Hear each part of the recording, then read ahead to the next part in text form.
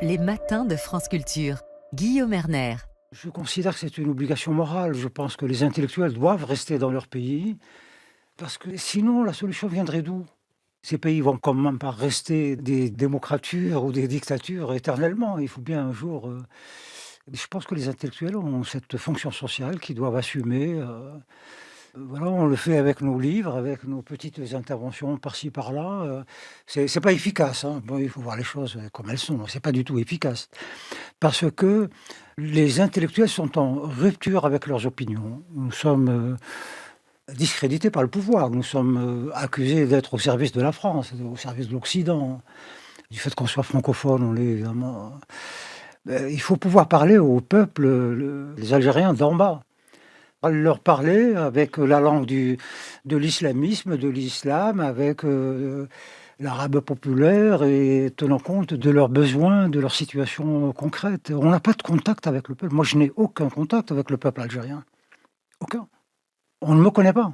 La voix de Boualem Sansal, la dernière fois que je l'avais invité au matin, je ne comprenais pas très bien pourquoi il revenait en Algérie. Merci beaucoup Kamel Daoud d'avoir accepté mon invitation. Vous venez de publier Houri, un roman aux éditions Gallimard qui a obtenu le prix Goncourt. Je sais que ça n'est pas facile pour vous d'être là et d'évoquer Sansal, d'évoquer l'Algérie. Une réaction à ce qu'il vient de dire, parce qu'on se dit, bon, c'est terrible, il a fait le voyage de trop. Une réaction, d'abord bonjour et merci de m'avoir invité. Une réaction, oui, il a raison et il a tort, comme il se doit. Un écrivain n'est pas là pour incarner l'unanimité ou le collectif. On demande souvent aux écrivains qui sont algériens, pas aux écrivains algériens, d'être à la fois des historiens et des représentants politiques. Alors qu'est-ce que nous sommes? Nous sommes des gens de fiction, nous sommes des gens d'opinion, nous sommes des gens de réflexion, de singularité, d'effraction, d'infraction à l'ordre. C'est cela. En fait, le malentendu algérien vient peut-être de ce que la tradition littéraire, elle est née pendant la guerre de libération. Donc ce sont des écrivains qui étaient engagés, embarqués. Et il se trouve que lorsqu'on se dégage de ce statut-là de représentativité, on est accusé de tout. Le rapport à la France est un rapport de douleur, de malaise. Donc imaginez, vous êtes écrivain, ce qui n'est pas, ce qui est une singularité. Vous êtes écrivain francophone, ce qui est une trahison, et vous êtes reconnu en France, ce qui est la pire des trahisons. Et vous incarnez des valeurs d'universalité. Oui, c'est un statut qui est malaisé, c'est un statut difficile, et on devient à la fois sujet et objet de politique et de dissension politique. Donc c'est quelque chose de difficile. Maintenant, ce que dit Boualem sur le fait de rester, oui, je l'ai fait toute ma vie personnellement. Et partir, pour moi, est un échec. Partir est un échec, partir c'est un aveu, partir c'est une décision lourde, dure, c'est abandonner tout et c'est se retrouver quelque part ailleurs. Sauf que en France, je ne suis pas dans un pays étranger, je suis dans un pays qui pour moi est une langue, donc ça ne me dérange pas. Qu'est-ce qu'il faut faire, Kamel Daoud? Il faut parler de Boualem Sansal ou au contraire ne pas en parler, puisque le pouvoir algérien nous met dans une sorte de dispositif pervers? Oui, il faut en parler. Moi, je pense que dans la vie, j'ai toujours opté pour la bonne foi. C'est un écrivain qui est en prison pour ses opinions. On peut contester un homme libre, mais on doit libérer un homme qui est en prison. Tout le reste est secondaire.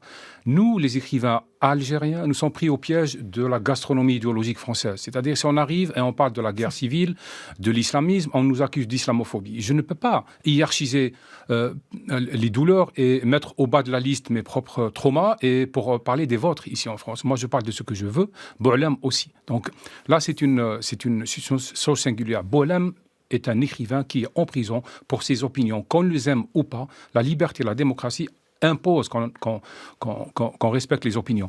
Et les gens qui croient trouver dans la chair et le corps d'un écrivain l'explication de leur malheur, ce sont des gens et des foules qui ne lisent pas. Les malheurs de l'Algérie ne sont pas Boualem Sansal. Les malheurs de l'Algérie sont ailleurs. Qu'est-ce qu'on peut faire? Parler, rappeler, résister à la facilité, résister aux tribunaux idéologiques, résister à l'opinion toute faite, dire que c'est un écrivain et que cela n'honore pas l'Algérie, ni les Algériens, ni les gens qui se taisent en France ou qui font le procès de Boualem Sansal. Ce qu'il faut faire, c'est rappeler que c'est un homme qui a des opinions, qu'on les aime ou pas. Nous voulons de la démocratie, nous voulons de la liberté. Comment avez-vous vécu ces commentaires, heureusement, bon, et pas si nombreux que ça, hein, qui évoquaient le fait que Boualem Sansal était emprisonné, que c'était évidemment terrible et regrettable, mais...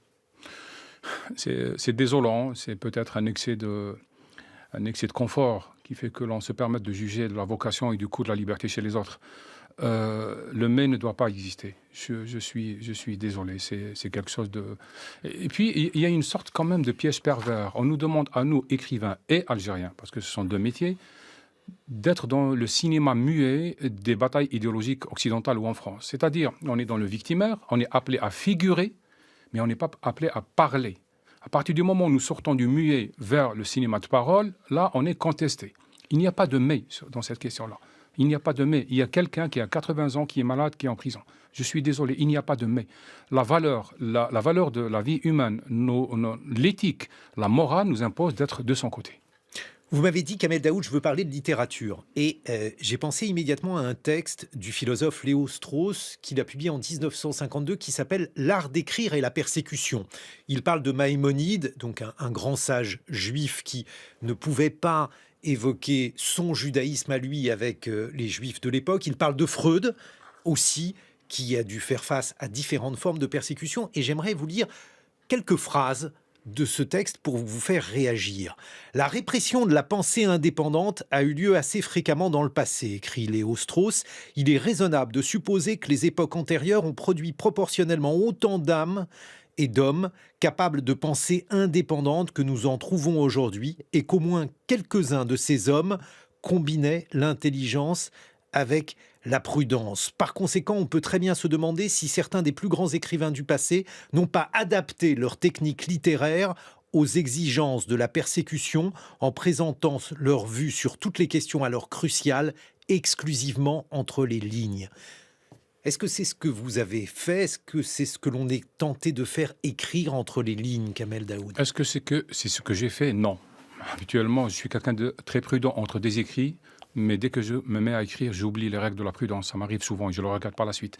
Est-ce que ce à quoi nous sommes appelés, oui, l'allégorie, la fable, la caricature sont là un petit peu pour escamoter des vérités qui sont dures. Nous sommes à une époque, encore une fois, d'inquisition, de tribunaux médiatiques, de viralité, etc. Donc oui, et on se pose éternellement la question, est-ce que cela en vaut la peine? Est-ce que je suis capable de payer ma liberté?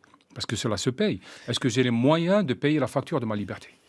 Houry a eu un formidable succès en France, prix Goncourt, et on se dit que vous en avez payé un lourd tribut, vous avez été victime d'une sorte de compromat du gouvernement algérien, vous accusant d'avoir pillé les souvenirs d'une jeune femme que votre femme psychiatre avait accueillie. On dit quelques mots là-dessus? Non, j'ai déjà répondu dans Le Point sur ça. Je ne veux pas y revenir et je ne remettrai plus des sous dans la machine à musique de régime parce que cela ne sert à rien. Ce que vous découvrez en France est nouveau pour vous, pas pour moi, pas pour nous. On a l'habitude de ça, j'ai l'habitude de ça, j'ai l'habitude des attaques, etc. Si j'avais publié en allemand, en Allemagne par exemple, je n'aurais peut-être pas subi ce déchaînement. Donc écoutez, qu'est-ce que vous voulez que je vous dise? J'ai parlé d'une guerre qui a eu lieu, je ne l'ai pas inventée, qui a fait des morts, des victimes, des blessés, des survivants, des criminels, des amnistiés, des graciés. C'est une histoire vraie. Ce n'est pas ma faute. C'est la faute des criminels qui ont tué. Vous ressemblez de plus en plus à Camus. J'ai sorti votre premier roman, enfin le premier roman que j'ai lu de vous, Meursault contre enquête, qui était donc une forme miroir d'Albert Camus. Vous racontiez l'étranger de l'autre côté. Il y a de plus en plus ce dilemme terrible entre la justice et votre mère, cette façon d'être accusé par votre propre camp, Kamel Daoud. Je pense que peut-être que je ressemble à Camus, mais Camus ressemble à l'Algérie. C'est-à-dire une terre de passion, une terre de malédiction, une terre très belle, une terre qui fait mal à ses enfants aussi, qui préfère ses ancêtres à ses enfants, une terre que je regrette, une terre que j'aime. Donc oui, il y a quelque chose de tragique d'être écrivain et méditerranéen aussi. Donc on est confronté au corps, à la sensualité, à l'envie de faire une sieste plutôt qu'une prière, à la beauté aussi, qu'on veut à la fois posséder et voir passer. Oui, Camus est camusien, donc il promet la tragédie. L'exil et le royaume, puisque aujourd'hui c'est l'exil. Bon, vous avez des photos d'Oran? J'ai toujours des photos d'Oran. Vous savez, quand on dort, on revient chez soi. On revient toujours à la maison natale. Donc oui, quand je dors, je suis à Oran. Quand je me réveille, je suis en France. Donc oui, c'est un pays qui me manque beaucoup. C'est mon pays, on ne peut pas me l'arracher. On peut peut-être m'interdire d'y revenir, on peut m'attaquer, on peut m'embarquer, on peut faire de moi un sujet politique, mais je reste quelqu'un qui aime Oran, qui aime la plage, qui aime la mer, qui aime la Méditerranée. cette phrase dans Meursault contre-enquête, « Non merci, je n'aime pas le café au lait, j'ai horreur de cette mixture ». Et si j'ai choisi cette phrase, c'est parce que, vous souriez, c'est parce que quelques années plus tard, on vous a proposé un café et vous avez compris ce que ça voulait dire, Kamel Daoud. Lequel? Ce café qu'une bonne âme représentant le gouvernement algérien vous a proposé de venir prendre avec lui, signifiant par là que qu'il était peut-être temps de quitter l'Algérie. Ah, vous parlez entre les lignes. D'accord. Je me suis dit que vous comprendriez et qu'ensuite on expliquerait Qu'est-ce que vous voulez que je aux vous réponde? auditeurs. Je veux qu'on explique aux auditeurs, si vous le souhaitez, Kamel Daoud, qu'est-ce que ça veut dire être invité à prendre un café en Algérie? Ah, vous faites référence à l'épisode qui plus ou moins a décidé de mon départ d'Algérie il y a un an et demi. J'ai été invité à prendre un café par avec beaucoup de courtoisie par la police politique, entre guillemets, ou comme la police secrète, ou je ne sais pas comment on peut l'appeler maintenant. Ça change avec les époques. Et donc, j'ai compris que j'étais à la limite et que je devais partir. Je pense que c'est un usage que connaissent beaucoup d'opposants algériens quand ils sont invités avec beaucoup de politesse à prendre un café, à expliquer, à prendre contact. Et on sait que c'est le compte à rebours pour autre chose. Donc, oui, mais... Encore une fois, ce n'était pas la raison particulière. C'est un moment où j'avais trop mal au ventre d'avoir peur pour les miens, de ne pas pouvoir écrire aussi. Parce que chaque matin, je me lève avec l'idée qu'est-ce que je vais écrire, non pas parce que je manquais de sujets, mais parce que je manquais de sujets publiables aussi.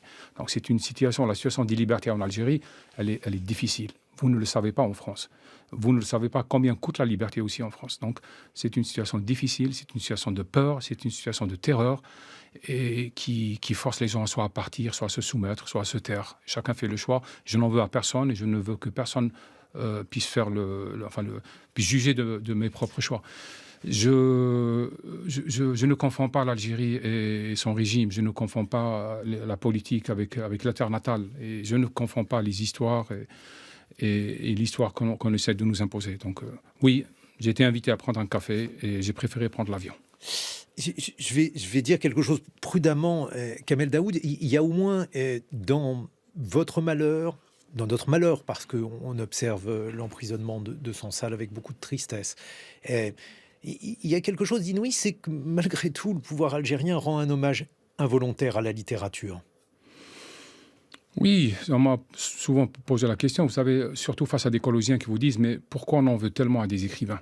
Dans certains régimes, que ce soit l'Algérie ou ailleurs, c'est parce que je pense que la politique, parfois, la dictature, souvent, est une fiction avec une armée. Et que son concurrent, c'est l'écrivain ou l'écrivaine, c'est celui qui produit des fictions. Donc il y a quelque chose de concurrentiel. Mais n'oubliez pas que le statut de l'écrivain en Algérie, il est quand même au centre de beaucoup d'une guerre croisée. On a d'un côté un régime qui ne veut pas et qui veut tout contrôler de la fiction nationale. On a de l'autre côté les islamistes. Ils n'aiment pas les écrivains. Il y a 20 ans, ils les tuaient. Et maintenant, ils les diffament. On a d'un autre côté les gens qui sont dans la rente mémoriale, idéologique, académique, journalistique, etc., qui peuvent et qui ont le droit de parler de cette guerre de libération qui a été atroce, mais qui n'ont pas le droit de nous interdire de parler de l'autre guerre aussi et du présent. Donc, tout cela se cristallise dans le corps de l'écrivain. C'est pour ça que je parlais de l'écrivain qui est devenu un objet politique. Oui, parce qu'en exergue de votre livre, Kamel Daoud, il y a l'article d'une charte pour la paix et la réconciliation nationale algérienne qui stipule que l'on n'a pas le droit de parler de cette terrible période où les Algériens étaient en proie à ce qu'il faut bien appeler une guerre civile. C'est le thème de votre roman Houri. Le thème du roman Houri n'est pas la guerre civile exclusivement. Le thème, c'est la résurrection. C'est la possibilité d'avoir une vie par la suite. C'est une tentative de définir le bonheur. C'est ce qui manque dans ce qu'on appelle le monde arabe. On définit l'au-delà, on définit la justice, la rancune, l'histoire, la colonisation, la décolonisation, mais on ne définit pas le bonheur. Donc ce roman-là, c'est un roman d'espoir. Ce n'est pas un roman pour rappeler de la guerre, mais pour rappeler comment on peut en sortir. Donc c'est ceci d'un côté. De l'autre, oui, il existe en Algérie cette loi-là qui nous interdit de parler. Ça n'a pas empêché la publication de très rares romans, de 2 ou 3 films qui ont été produits surtout en français, mais la parole elle-même reste bridée, elle reste interdite. Moi, j'aimerais bien que, ce n'est pas pour réouvrir les plis du passé, mais j'aimerais bien qu'on restaure le droit de parler de cette période-là pour qu'on puisse l'éviter à l'avenir. On va parler d'Houri, votre roman publié aux éditions Gallimard, Kamel Daoud. Et puis j'ai noté un certain nombre de mots auxquels j'aimerais vous faire réagir. La colère, parce que plus je vous entends au fur et à mesure des années, plus vous êtes en colère. L'obsession, parce que vous défendez votre droit à l'obsession en tant qu'écrivain. Le mensonge, parce qu'il y a un mensonge de la dictature et puis un mensonge des écrivains. Et puis reparler peut-être également du monde arabe, de la gauche et de ses souvenirs et de ses espoirs perdus. On se retrouve dans quelques minutes. Kamel Daoud, 8h sur France Culture. 6h30, 9h, les matins de France Culture. Guillaume Erner. Kamel Daoud, vous avez publié il y a quelques mois Houri, qui est un roman qui a obtenu le prix Goncourt. Dans ce livre, vous nous donnez à entendre la voix intérieure d'Aube, une jeune femme oranaise marquée par une cicatrice indélébile au cou, témoignage d'un passé tragique. Elle dialogue avec l'enfant qu'elle porte. Elle est tiraillée entre le désir de donner la vie et la peur de perpétuer un destin de souffrance. À travers son monologue, elle explore la violence de l'histoire algérienne. Et j'aimerais justement, à cet égard, lire un extrait d'Houri. Voilà ce qui arriva et n'arriva jamais, nulle part. Ce n'est pas écrit sinon avec quelques tatouages et des cicatrices. Il n'y a pas d'histoire pour ce genre d'histoire. On ne compte pas de livres, ni de vétérans, ni de monuments comme pour la guerre d'indépendance de l'Algérie. Je crois que les journaux ont rapporté le bilan du massacre de Had Shekala, plus de 1000 morts en une nuit. Puis, parce que la vie est longue et que ce n'est pas possible d'ingurgiter les chiffres infinis sans vomir, on convainc de sommes à la baisse. C'est une réécriture de l'histoire dans un pays, vous en parlez souvent, Kamel Daoud, qui, dites-vous, est obsédé pourtant par la mort. Oui, c'est-à-dire que lorsque j'ai écrit ce roman, je me rappelle d'une réaction de quelqu'un parti d'Alger qui m'a dit « Mais pourquoi vous n'avez pas écrit sur la vraie guerre ?» C'est-à-dire qu'il n'y a qu'un seul récit. Et alors que moi, j'écris sur l'autre guerre, c'est la guerre civile. Ceci dit, on m'a engagé dans une sorte de confrontation de mémoire qui n'est pas la mienne. Moi, je n'oppose pas les deux mémoires. Je crois que la guerre de libération a besoin d'être racontée partout, en France et en Algérie, mais je crois aussi que la guerre civile a besoin d'être racontée. Le sujet de la mémoire m'obsède. Qui on est lorsque personne ne se souvient de nous? Et qu'est-ce que la mémoire? Elle est utilisée pour quelle fin? Quel est son droit sur nos vies, etc. Donc tout cela m'obsède. Mais si vous dites qu'il y a une obsession en Algérie de la mémoire, oui. Mais est-ce qu'on a une obsession de l'exactitude de l'histoire? Non. C'est-à-dire la mémoire est fétichisée comme objet, comme passion, mais elle n'est pas visitée. Moi, je suis un enfant des manuels scolaires amputés. Il a fallu que j'arrive à l'âge de 30 ans pour découvrir les véritables histoires, celle de Messa Ali Hadj, par exemple, celle de l'émir Abdelkader, de l'émir Khaled, des pères fondateurs du nationalisme algérien qui n'étaient pas racontés. En fait, nous avons une histoire FLNisée, une histoire qui commence en 54 et qui finit en 62. Nous n'avons pas une histoire complexe du pays. Qu'est-ce que le FLN a cherché à caché en Algérie, Kamel Daoud? Non, je ne sais pas. Comme dans toute guerre, il y a des disgraciés, il y a des meurtres, il y a des fratricides, etc. Je pense qu'il y a de l'envie de cacher tout cela, mais aussi de se mettre en héros soi-même, c'est-à-dire le libérateur, l'unique libérateur, le père de la nation, le fondateur, le vétéran absolu. Donc on a ce besoin de légitimité politique. Et justement, la mémoire des vivants et des morts, plusieurs fois j'ai été frappé dans vos articles, dans les chroniques que vous donnez au journal Le Point, vous décrivez pratiquement l'Algérie comme une forme de nécropole. Non, je ne confonds pas la terre et l'image que l'on veut en imposer. C'est une terre belle, je le dis, je le redis. C'est une terre qui m'a toujours retenu, qui me captive, qui me fascine jusqu'à maintenant. Et son absence me fait mal. Mais je vous parle là de récit. Nous sommes dans un pays qui fait l'éloge des morts éternellement. Et pas tous les morts, certains morts, les morts nobles. Les autres ne sont pas morts. C'est pour ça que je vous parlais de vraie guerre et de fausse guerre. C'est-à-dire les 200 000 morts de la guerre civile ne sont pas des héros, ne sont plus des martyrs. Ce sont des gens qu'on a tués et oubliés pour le moment. Donc c'est vrai qu'il y a un culte de la mort qui, moi, depuis l'enfance, m'a agacé. J'ai toujours voulu un peu défendre la vie et la retrouver. Il y a tout un travail d'écriture dans Houri entre le monologue intérieur et le monologue extérieur. C'est un peu aussi la langue de l'écrivain, votre monologue intérieur, la manière dont vous réussissez à écrire, Kamel Daoud. La langue est un personnage dans Houri. C'est un personnage qui a des longueurs, qui a du bavardage, qui a des silences, etc. C'est un personnage en soi. C'est l'enjeu, c'est pouvoir dire et raconter. C'est un grand enjeu. Et vous le savez, vous avez parlé au début de l'émission de Boualem Sansal et d'autres. La langue, c'est un enjeu monstrueux et c'est un enjeu important. Oui, j'ai pensé à cette langue-là. Oui, dans mon cas, je suis un écrivain francophone, donc il y a une langue intérieure qui est le français, il y a une langue extérieure qui est l'algérien, ou ça peut être le tamazir, mais il se trouve que ça correspond un peu à un enjeu humain. Vous aussi, vous avez une langue intérieure, vous avez une langue extérieure, comme tout le monde. On a une langue intérieure qui est notre flux, notre poème, nos obsessions, une langue extérieure qui est celle de la convention, celle de l'institution, celle du dictionnaire. Donc on subit tous ce double langage. Dans une interview que vous avez donnée au Monde, il y a quelque temps, vous répondiez que vous n'écriviez qu'avec vos obsessions, pas avec celles des autres, Kamel Daoud. Mais tout à fait, parce que c'est un leitmotiv qui revient un peu dans les attaques dont je suis cible. Monsieur Daoud Kamel est obsédé par les islamistes. Alors, lorsqu'on parle de guerre coloniale, de décolonisation, on appelle cela du décolonial. On n'appelle pas cela de l'obsession. Mais si moi je parle des islamistes, de l'enjeu, de l'obsession qu'ont ces gens-là de nos libertés, on m'accuse d'avoir des obsessions. Oui, un écrivain écrit avec ses obsessions. On vit à travers ses obsessions. Et les obsessions ne sont pas un enfermement, ce sont des leitmotifs d'imaginaire, de langue, etc. Je revendique de parler de ce qui m'a frappé, de ce qui m'a volé les meilleures années de ma vie, de ce qui m'a déstabilisé. Oui, justement, pour le dire peut-être à des auditeurs qui l'ignoraient, vous avez débuté comme journaliste et cette guerre civile, vous l'avez connue parce que vous étiez journaliste chargé. Plus ou moins, je l'ai connu parce que j'étais algérien, que j'avais 20 ans et que c'est fini à 30 ans et que les plus belles années de la vie, ce sont les 20-30 ans. Et ces 20-30 ans, moi, je les ai passés à observer cette guerre, à la subir, peut-être beaucoup moins que certains, et à la vivre. Oui, mais je pense que si vous n'aviez pas été journaliste, vous ne l'auriez pas vécu de la même manière, Kamel Daoud. Les gens qui ont perdu des êtres, qui ont vu leur égorgés, qui ont perdu des êtres chers, qui ont été kidnappés, violés, etc., l'ont vécu aussi. Oui, bien de manière beaucoup plus tragique que moi. Je ne dis pas que vous l'avez vécu de manière plus tragique. D'ailleurs, j'allais dire l'inverse. Lorsqu'on tient un stylo ou un micro, généralement, on est en quelque sorte protégé par l'événement parce qu'on doit le raconter. Je ne sais pas si on est protégé. J'étais dans une ville il y a 2 jours à Paris pour signer, rencontrer le public. Une femme s'avance, elle est algérienne, elle me regarde, elle se met à pleurer, comme il arrive souvent dans les files d'attente. Et elle me montre une photo. C'est celle de Rachid Baba Ahmed, c'est un des pères fondateurs du rail algérien, qui a été abattu à quasiment 150 mètres de la rédaction où je travaillais. J'étais quasiment le premier journaliste sur place et j'avais tout vu.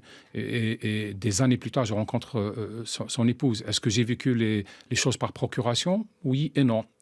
Parce qu'il y avait un stylo, mais le stylo, on n'écrit pas à partir de rien. Il faut y aller, il faut marcher sur de la chair humaine. Il faut interroger, il faut interviewer, il faut décompter, il faut trouver des chiffres. On la vit. Et puis le soir, on est quand même conscient plus ou moins qu'il y a quelque chose qui passe, qui est de l'ordre de la vie et de la joie. Vous savez, jusqu'à maintenant, je jalouse les jeunes. Quand je les rencontre en train de danser, de rire, je me dis, ceci, on me l'a volé. Justement, d'ailleurs, Aube, elle dit ça... À 6h10, le soleil s'arrache au dédale des montagnes à l'est. Le voilà, le soleil se lève comme un frère que je n'ai pas eu. Je ressens une folle envie de danser, d'incendier la terre par mes hanches et mes éclats. Entends-tu mon rire? Vous riez ainsi au paradis, vous les houris vierges depuis 1 million d'années. Qu'est-ce que vous voulez que je vous dise après ça?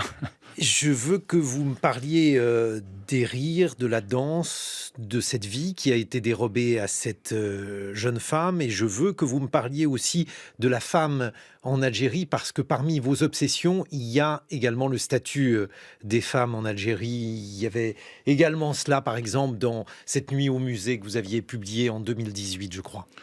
La femme, c'est le corps des conflits, c'est le corps des tensions, c'est le corps des défaites et des victoires. La femme, c'est un enjeu immense dans le monde que vous appelez arabe. Les femmes ne sont pas heureuses. Et on ne peut pas fabriquer des peuples heureux avec des femmes malheureuses, parce que ce sont elles qui élèvent les enfants, ce sont elles qui fabriquent l'avenir.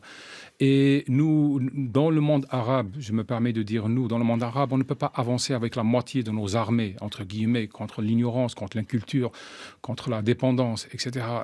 Comment voulez-vous qu'on avance lorsque la moitié de la population, c'est-à-dire les femmes, sont parquées, sont enfermées, sont voilées, sont enterrées? La femme, c'est un enjeu. Et c'est aussi un enjeu qui définit le bonheur. Comment voulez-vous être quelqu'un d'heureux si vous avez un rapport malheureux et malsain avec la femme? La femme, c'est le désir, c'est le corps. Vous me parlez de ma propre vie. J'ai très tôt, je dis bien très tôt, vers l'âge de 20 ans, réalisé que je devais prendre le parti de mon corps.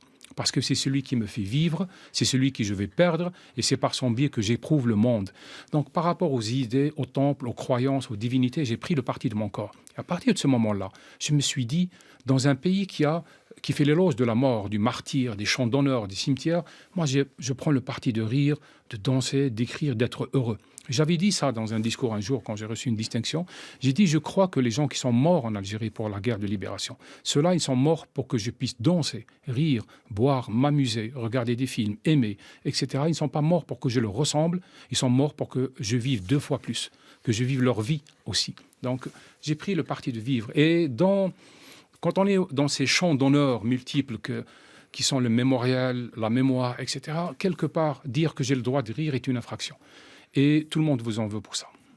J'aimerais que nous écoutions la voix de Boualem Sansal. Boualem Sansal, donc aujourd'hui emprisonné en Algérie, sur la manière donc, dont il peut considérer la place de l'intellectuel dans le monde arabo-musulman. Il me semble que les intellectuels dans le monde arabo-musulman ne se sont pas émancipés, ne réfléchissent pas par eux-mêmes, ils réfléchissent selon la doxa officielle, selon soit le Coran quand ils sont religieux, donc ils puisent tout là-dedans, soit sur le discours de nationaliste en vigueur dans tel ou tel pays. Dans nos pays, ça se comprend, parce que parler, c'est s'exposer.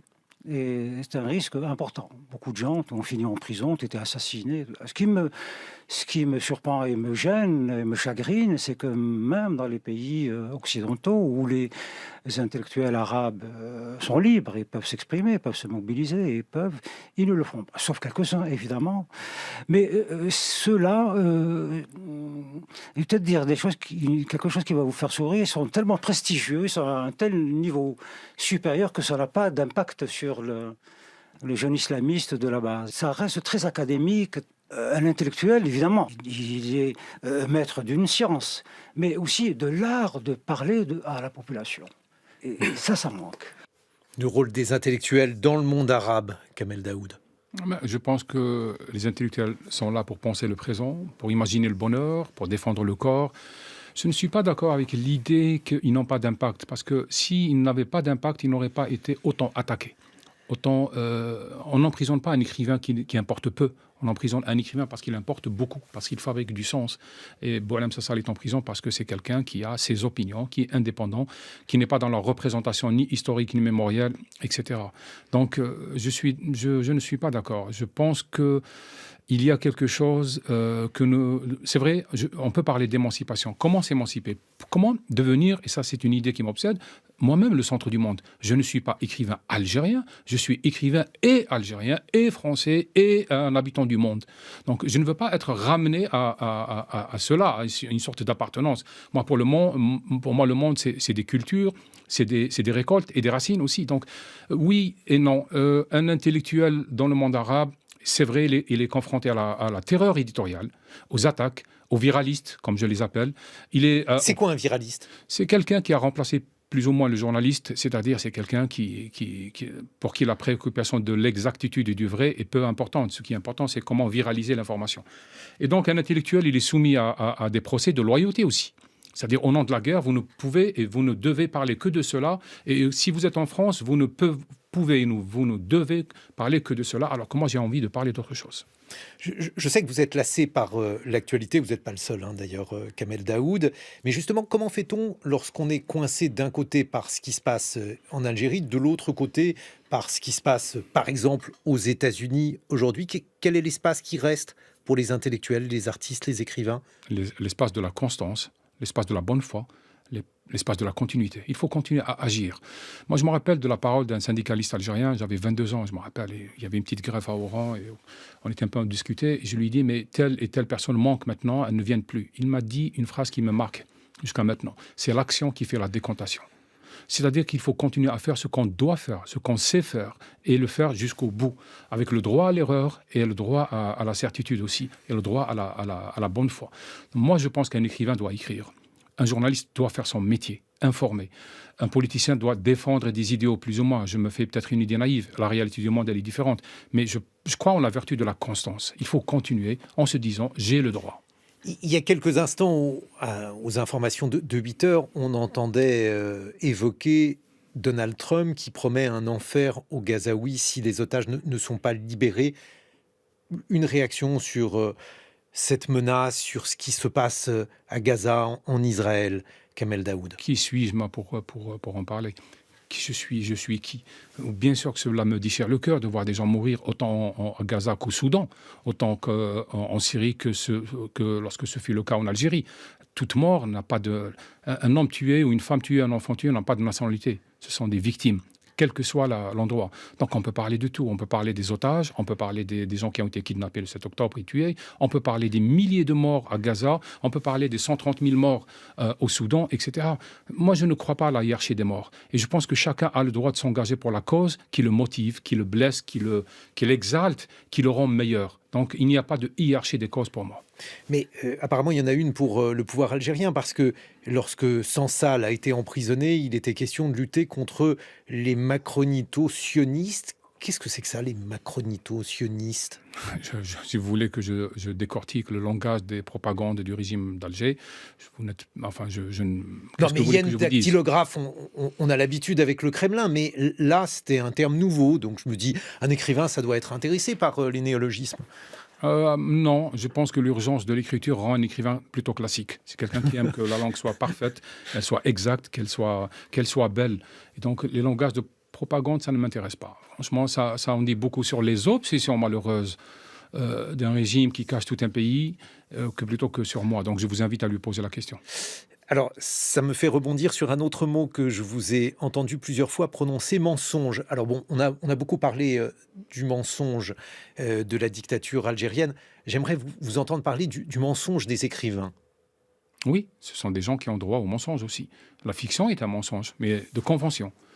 Le mensonge aussi existe parce qu'il fait partie de la vérité. Il l'éclaire, il la donne à voir en creux. Donc, le mensonge, il est là. Dans la mythologie, il y a du mensonge. Pour relancer une intrigue, il y a du mensonge. Le mensonge, c'est nous. Nous mentons aussi. Mais alors, justement parce que les écrivains ont une forme de véritable langue, et pour autant, ils mentent sans cesse. Je ne sais pas où est-ce que vous avez menti avec Meursault contre-enquête, où est-ce que vous mentez dans Houri, Kamel Daoud? En écrivant, comme tout le monde. Le mensonge, encore une fois, dans la littérature, dans la fiction, de l'art, c'est... Lorsque je vous dis, je commence une discussion avec la clause universelle de « il était une fois », vous convenez avec moi que vous entrez dans le contrat du mensonge. Et nous avons besoin de ce mensonge-là pour créer du merveilleux, de la fiction, soulager le monde, nous impliquer dans des histoires universelles. Ce n'est pas quelque chose de mauvais, c'est quelque chose de convenu. D'ailleurs, la trajectoire d'Aube, autrement dit, cette jeune femme dont vous racontez le monologue intérieur, qui raconte son monologue intérieur dans Houri, est une trajectoire que vous inscrivez dans l'histoire collective algérienne. Mais alors, vous l'inscrivez avec un souci de vérité, de vraisemblance, de parabole? Non, je ne l'inscris pas dans la trajectoire politique algérienne. Je l'inscris dans dans la trajectoire de chaque être humain. On passe de... Vous savez, la vie, ça commence par la vie et ça finit par la mort. Un roman, ça commence par la mort et ça finit par la vie. À la fin, on revient à la vie. Il y a une résurrection. On revient avec un savoir, avec une certitude, avec une acceptation. On a envie maintenant de revivre. Le héros d'un roman ne change pas physiquement, souvent, mais il change dans sa façon de voir le monde. Il revient au monde, il revient à la vie. Donc oui, on parle du mensonge. Et on arrive vers, je dirais pas la vérité, je me méfie de ce mot. Je dirais peut-être l'acceptation, l'exactitude, le vraisemblable, l'humain. Il y a un thème essentiel dans votre roman, c'est le sacrifice du mouton. Oui, c'est une obsession que j'ai, encore une fois. Je ne comprenais pas, enfant, comment quelqu'un peut mal dormir et le lendemain prendre son fils pour aller l'égorger au sommet d'une montagne. Je ne comprenais pas le sacrifice. Bon, bien sûr, avec le temps, on lit, on se développe, on a une conscience politique de l'histoire. Je m'intéresse à la mythologie. Oui, c'est le récit pour faire passer du sacrifice humain vers le sacrifice animalier. Mais dans le monde où je vivais, je me t'ai posé la question il y a très longtemps, comment se fait-il que nous avons le culte des ancêtres et pas celui des enfants? Et pour moi, ce mythe résumait tout cela. C'est-à-dire, nous sommes prêts à égorger nos enfants pour sauver nos croyances. Et dans le monde que vous appelez arabe, j'ai eu l'impression que c'était une constance. Nous avons très peu conscience de ce qui va arriver à nos enfants. L'écologie, la construction, l'architecture, la préservation des ressources, etc. Et nous avons une obsession, mais incroyable, de ce que penseraient de nous nos ancêtres.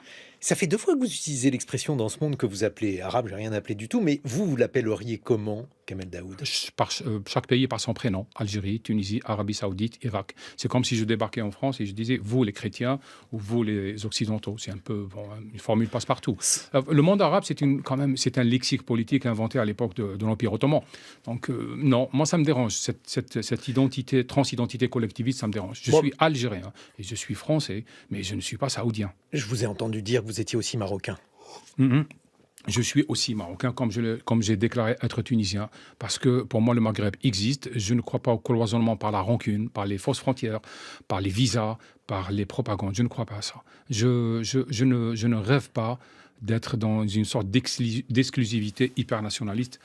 Ce sont des passions dangereuses. Alors justement, vous avez prononcé un mot. Alors si je n'ai pas le droit je suis d'utiliser pris le au mot arabe, si je n'ai pas le droit d'employer le mot arabe, est-ce que je peux au moins employer le mot nationalisme arabe? Mais vous êtes en France, vous avez tous les droits. Non, mais je veux dire face à vous, Kamel Daoud, pas face à... Non, l'arabité, c'est quoi? Au fond, pour moi, c'est une culture, magnifique culture. C'est une langue, c'est un héritage qui fait partie de l'universalité. Mais ce n'est pas un passeport, comme je l'ai dit, ce n'est pas une appartenance. Il y a le seul endroit où on parle d'arabité, c'est l'Arabie saoudite. Donc l'Algérie, c'est un pays pluriel, qu'il le veuille ou pas. Non, je voulais insister sur le mot nationalisme. Oui. Je voulais que l'on voit ou que vous me donniez votre sentiment sur le poids de ce mot, notamment dans l'histoire du FLN algérien. Quand on n'a pas eu la chance d'avoir un pays pendant des millénaires, c'est vrai qu'on en fait un objet fétiche, mais en même temps, ça devient un enfermement. Maintenant, qu'est-ce que le nationalisme, sinon refuser le reste du monde? Et moi, j'accepte le reste du monde. Donc, on peut être algérien, on peut être français, sans élever des murailles, sans croire que le fait qu'on est soi-même parce qu'on refuse les autres. Je le refuse. Comment fait-on pour écrire après Houri, Kamel Daoud? Difficilement. Nous sommes à une époque de terreur éditoriale par le numérique, par les réseaux sociaux. Nous sommes dans une époque d'assignation, une époque de dictée aussi, et pas une époque qui accepte la singularité, etc. Donc c'est vrai que je me pose la question, à quoi bon écrire si cela coûte autant pour moi, pour ma famille, etc. Si c'est l'objet de malentendus. Mais il se trouve que le destin, c'est ce qu'on ne peut pas éviter. Je prends la décision de ne pas écrire entre 2 romans, et finalement j'écris.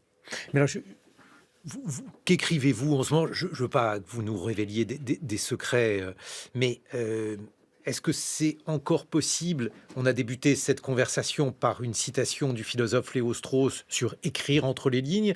Est-ce que c'est possible justement de ne pas écrire entre les lignes quand on a eu le succès que vous avez eu avec Houri, mais aussi les malheurs liés à Houri?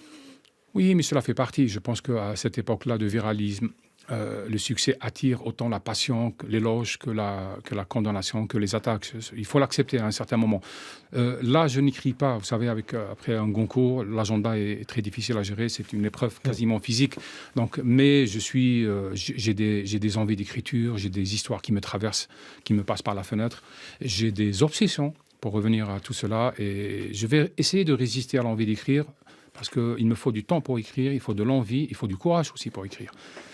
Houri, c'est un roman auquel je tiens. Il m'a coûté beaucoup, mais il m'a rapporté en termes de confiance en soi, de visibilité dans le monde et puis de réflexion ouverte sur le droit de vivre après la guerre, après le malheur. Donc j'y tiens. C'est un roman qui est là maintenant, qu'on peut pas effacer. On peut attaquer son auteur, mais on ne peut pas l'effacer. Et il rappelle quand même une constante. Et je le dis pour ma petite personne, mais surtout pour Boualem Sansal. En Algérie, les criminels sont ceux qui ont tué et qui ont été graciés. Les criminels ne sont pas les écrivains. Et les écrivains ne sont pas les raisons de l'échec d'un pays. Les écrivains sont là pour tendre le miroir des réalités. Et ils ne sont coupables de rien. On n'est pas quelqu'un qui a tué parce qu'on a écrit un livre. On est quelqu'un qui a tué parce qu'on a ravi une vie. Merci beaucoup. On pense à Sansal. Merci Kamel Daoud d'avoir été là ce matin. Houri, c'est votre roman, publié aux éditions Gallimard.